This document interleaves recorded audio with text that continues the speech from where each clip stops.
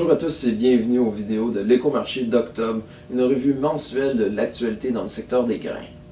Le 4 octobre dernier, Statistique Canada a publié son bilan de l'offre et la demande du maïs pour 2016-2017. Ce dernier montre que la demande pour le maïs s'est nettement renforcée au Québec.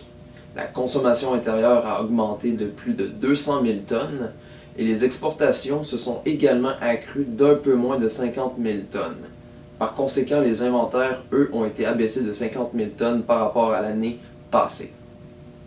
Cette perspective haussière pourrait rapidement s'estomper si Statistique Canada montre des rendements plus élevés pour la présente récolte en décembre prochain.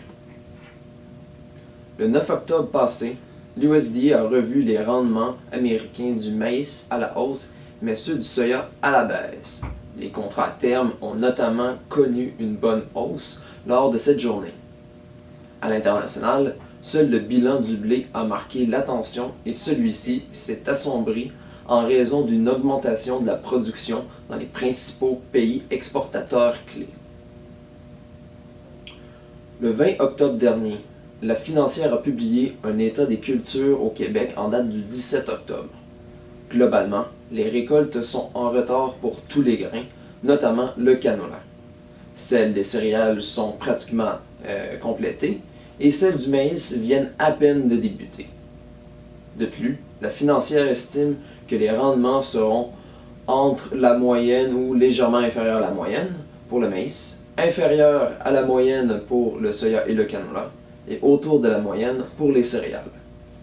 La Financière prévoit également que le maïs et les céréales seront de bonne qualité, tandis que le soya et le canola seront d'une qualité supérieure à la moyenne. Finalement, le UR a chuté de 2,5 sous US ce mois-ci en raison de la renégociation de l'ALENA et des faibles chances d'une possibilité de reconduite de l'accord. Les bases ont été influencées par les mouvements du dollar canadien, mais il y a eu un léger déclin des bases en dollars américains. Ce fut un bref tour de la revue mensuelle de l'actualité dans le secteur des grains. J'espère que cela vous a plu. Si vous voulez en connaître davantage, je vous invite à visiter notre site internet au www.pgq.ca. Je vous donne rendez-vous dans un mois pour l'édition de novembre. Au revoir.